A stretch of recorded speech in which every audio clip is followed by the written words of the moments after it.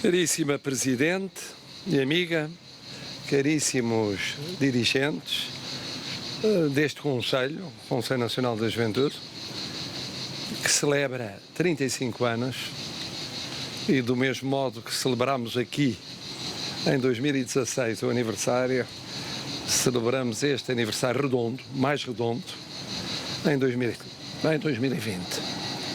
O Conselho Nacional da Juventude nasceu num mundo diferente, numa Europa diferente, num Portugal diferente.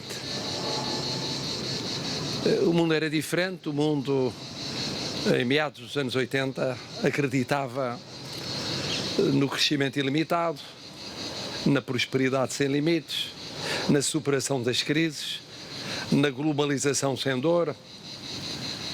A Europa dava passos importantes, fundamentais para nós, portugueses em particular, com a nossa adesão a concretizar-se às comunidades europeias, passos para o alargamento, para o aprofundamento, para um papel também de crescimento otimista, acompanhado de justiça social, de um Estado social cada vez mais forte, cada vez mais próximo das pessoas, cada vez mais ambicioso.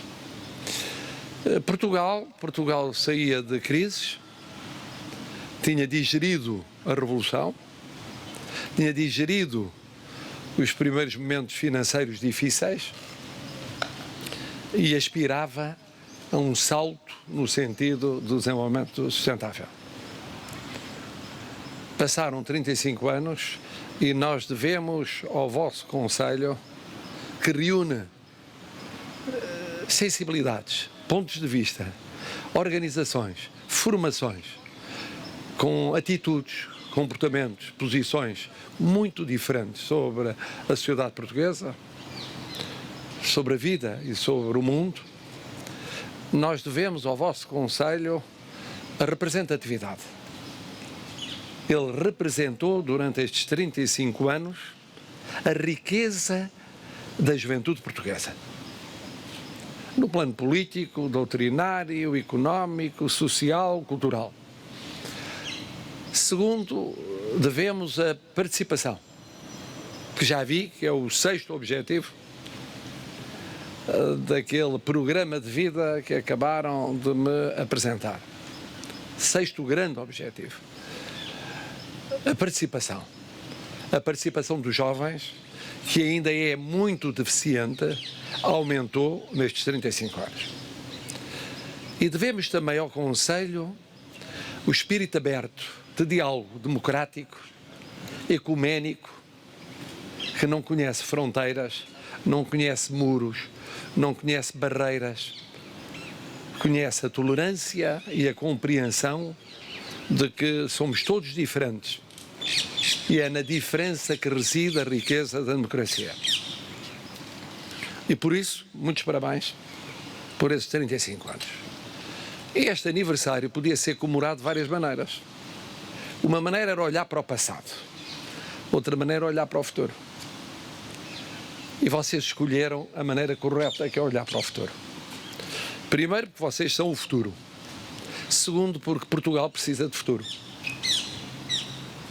E no momento em que estamos a tentar sair de um surto pandémico, nós precisamos mais ainda de futuro.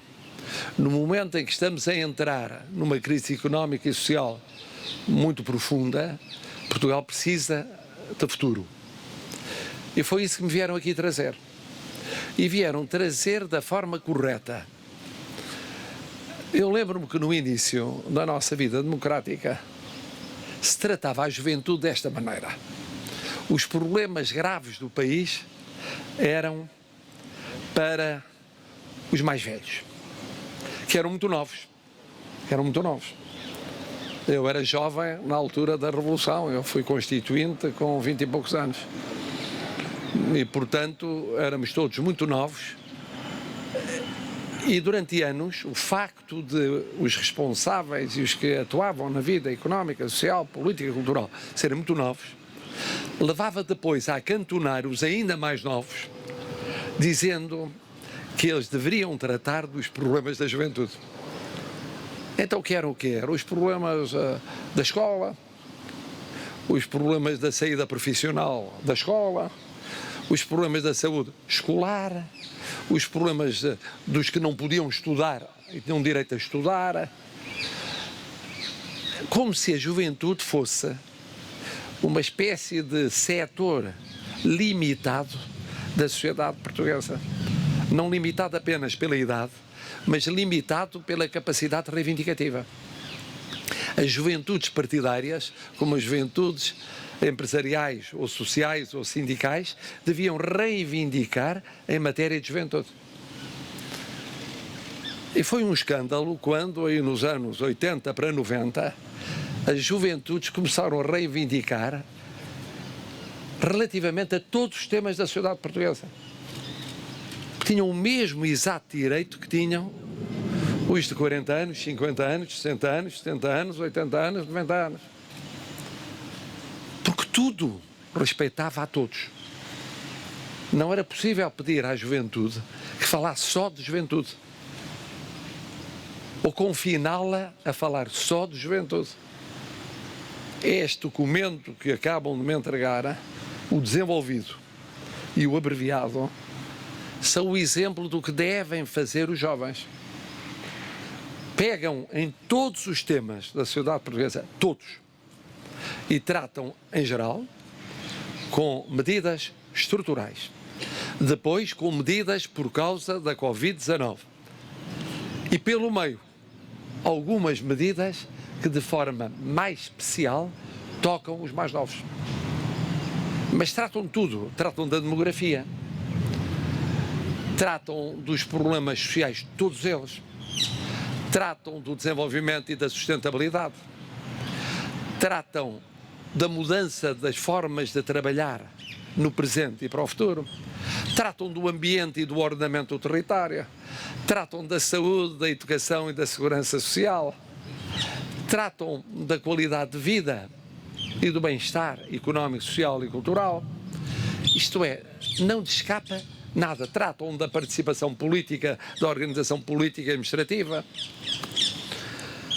Porque estas matérias interessam a todos os portugueses. Porque é que não haveriam de interessar àqueles portugueses que têm 15, 18, 20, 24, 26, 28, 30 anos? Porquê? Porquê? E depois tem lá uma preocupação que é o de ser um plano de recuperação. De recuperação. Tem a noção da dificuldade vivida pelo país. E não podemos escamotear essa dificuldade. Nós ainda não acabamos de viver um surto pandémico. É verdade que já se fala no próximo surto, mas ainda não saímos do atual. É bom que isso fique claro. Que isto às vezes também é muito português. Estamos a falar no segundo surto, ainda estamos no primeiro. Ainda estamos com mais de 300 contaminados por dia no primeiro. Não é que se não deva preparar o segundo, mas talvez não seja má ideia continuar a acompanhar como se tem acompanhado, e todos os portugueses têm vivido e têm experimentado nas suas vidas o que foi a mudança introduzida pelo primeiro. E a crise económica e social já começou. Não é uma ficção, já começou. Quando há mais 100 mil desempregados, quando há mais de 800 mil portugueses em layoff, quando há setores que até ao final de maio tinham uma atividade, foi o caso do setor do turismo, praticamente inexistente, mas que melhorou em junho, está a melhorar em julho, mas muito aquém daquilo que era o padrão de anos anteriores. E o mesmo se diga em parte menor, menos grave, na restauração ou em algum comércio retalhista. Isto é, em atividades que também tocam os jovens. Porque eu lembro-me, na volta que dou todos os dias, à noite depois de jantar, onde me encontro, nestas voltas pelo país, de ver terem sido os jovens dos primeiros sacrificados, porque trabalhadores precários, quando logo no início da crise sanitária, houve estruturas de distribuição alimentar ou estabelecimentos de grande dimensão alimentar e que utilizavam jovens para trabalho e para serem também transportadores dos bens que produziam, a serem dispensados. Para já não precisamos de vocês, quando precisarmos e pudermos precisar, dizemos uma palavra. Sem subsídios em breve.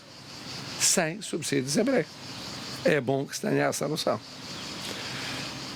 Eu acompanho a vossa preocupação no sentido de que não se pode recriminar nenhum setor da sociedade portuguesa. Estamos todos no mesmo barco. Eu que pertenço ao grupo de risco, a vários títulos, da idade, da situação cardiovascular e respiratória, estou no mesmo barco em que se encontram vocês com menos 50 anos de idade, ou 40 e muitos anos de idade. Estamos no mesmo barco. Portanto, é tão injusto dizer que aqui ou acolá, aquilo que se verifica, permite generalizadamente dizer que os responsáveis são os do meu grupo de risco, porque não se defendem suficientemente, porque se expõem excessivamente, como dizer que são os jovens que desconfinam rapidamente e em excesso e em exagero. Nós sabemos como o confinamento foi dos confinamentos mais exigentes da Europa e cumprido voluntariamente pelos portugueses. Sabemos como o ideal é não voltar a recorrer a um confinamento similar em circunstância idêntica, que seria o ideal, mas sabemos também que o desconfinamento foi feito por fases, a primeira a partir de 4 de maio, a segunda de 18 de maio, a terceira de 1 de junho, iria provocar inevitavelmente a subida de infectados ou contaminados, porque as pessoas passavam para uma convivialidade social que não tinham tido durante 1 mês e meio, é que isso iria prolongar-se no tempo. O achatamento da curva ia ser mais longo e ia ser mais lento do que muitos desejariam, diria todos desejariam, e muitos esperariam. Como sabemos que houve situações de quem teve de trabalhar e trabalhou sem confinamento nem desconfinamento, nas zonas industriais, no norte, no centro, na cintura industrial de Lisboa, em certos serviços, em plataformas logísticas que tinham uma exposição muito grande. Nunca se parou de trabalhar. E, portanto, naturalmente, com o convívio e com a circulação que sempre existiu, haveria, inevitavelmente também, números que projetariam essa realidade social. Por isso, eu penso que temos de olhar para este desafio que continuamos a viver com uma forma muito serena, muito racional de encarar os acontecimentos, atentos àquilo que é o bom senso sanitário e aos comportamentos adequados, atentos àquilo que é o compatibilizar a abertura da economia e da sociedade com a preocupação com a saúde pública, num processo que é um processo contínuo. Acresce que nós optamos por uma orientação de verdade. E essa orientação de verdade significa o seguinte: significa que sempre que se entende que há zonas ou áreas ou obras de risco, testa-se. E prefere-se pecar por excesso a pecar por defeito. Testar mais do que testar menos. Há 3 ou 4 casos de contaminados. Pois então testam-se todos os que trabalham naquela obra ou que estão envolvidos naquele projeto ou que pertencem àquela comunidade. E depois apura-se os resultados. O que, havendo laboratórios públicos e laboratórios privados, implica uma conjugação de dados em tempos às vezes diversos, e divulga-se. Sem escamotear, sem mentir. Porque temos a noção que é a única forma de todos nós confiarmos naqueles números, confiarmos no processo que estamos a viver e temos a certeza de que o vamos viver de uma maneira consciente até ao fim, ao mesmo tempo que preparamos, se for caso disso, um segundo surto que venha de onde vier, quando vier, no outono, no inverno, na transição para a primavera. Mas temos de lidar com a realidade que temos todos os dias, sem traumas nem complexos. Ora, as vossas propostas também cobrem isso. Porque depois das medidas estruturais, têm as medidas relacionadas com a Covid-19, muito concretas. E como perceberam que era importante deixar uma recordação ao Presidente da República, que não fosse uma recordação de 100 objetivos, ou de 50 objetivos, mas de 6, eu até pensei que fossem só 5, mas depois apareceu um sexto. Lá estão os objetivos. Lá estão os objetivos.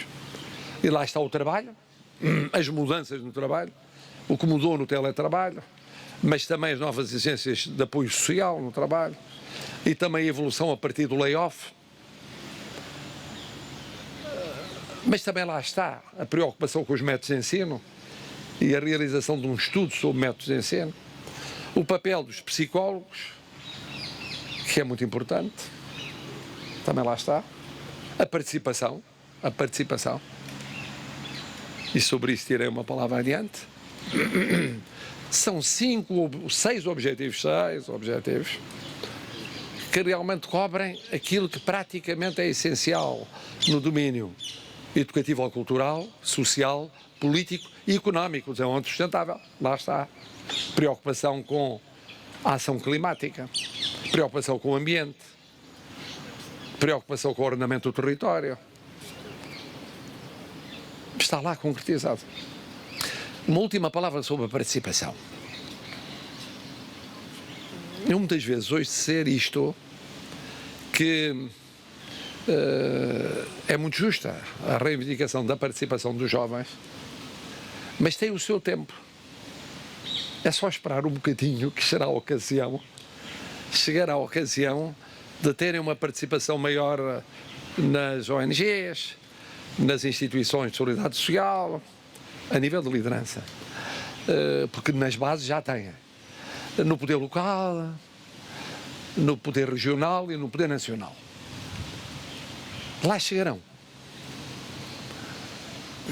E quando ouço dizer isto, eu lembro-me da idade em que comecei a participar nesses vários poderes no início da nossa democracia. Eu tinha 20 e poucos anos quando fui autarca local. E tinha 20 e poucos anos quando fui deputado à Constituinte e votei a Constituição. E tinha pouco mais de 30 anos quando fui membro do governo. E depois voltei a ser autarca. E por aí adiante. Já não falo em dirigente partidário, nem falo em responsável a nível escolar, não a nível social. Às vezes os regimes esquecem-se de que envelhecem. Esquecem-se. São sempre os mesmos. Ou quase sempre os mesmos. E depois ficam muito surpreendidos quando aparecem com 20 anos jovens a quererem ser aquilo que os que têm hoje mais 20, 30, 40, 50 anos eram com a idade deles. É a diferença entre os regimes nascentes e os regimes envelhecidos. Nós precisamos de rejuvenescer a nossa democracia. Não é apenas um problema de mudar menos jovens por mais jovens, nem de colocar num gueto os menos jovens. Não é solução. Mas é de misturar melhor os menos jovens com os mais jovens. É o deixar natural que mais jovens ocupem posições relevantes com 20 e tal anos, com 30 e tal anos, Porque isto é uma lição da história. Aconteceu ao longo da nossa história, da história da humanidade. Os grandes vultos da história da humanidade que chegaram com 20 e poucos anos. Ou com 30 e poucos anos. E os regimes que envelheceram, quando às tantas, eram nomenclaturas, todas, que começavam dos 70 anos para cima. Fica aqui essa observação, que é uma observação de bom senso, não marginalizando ninguém, porque é um erro criar em relação aos da minha idade ou acima da minha idade a sensação de gueto, mas também é um erro criar em relação aos da vossa idade a sensação de que têm de esperar meio século até poderem chegar àquilo que são lugares de responsabilidade. Muitos parabéns. Muitas décadas de vida. Eu verei uma pequena parte do resto da vossa vida, mas, de onde quer que me encontre, acompanharei certamente com a mesma solidariedade os próximos 35 anos e algum Presidente da República, o que me suceder naquela altura, receberá a sua sucessora ou o seu sucessor, pode ser que ainda consiga ser um sucessor, embora o mais provável seja ser uma sucessora, mas veremos, receberá, celebrará os 70 anos e desejará muitas felicidades para o Chay. Obrigado.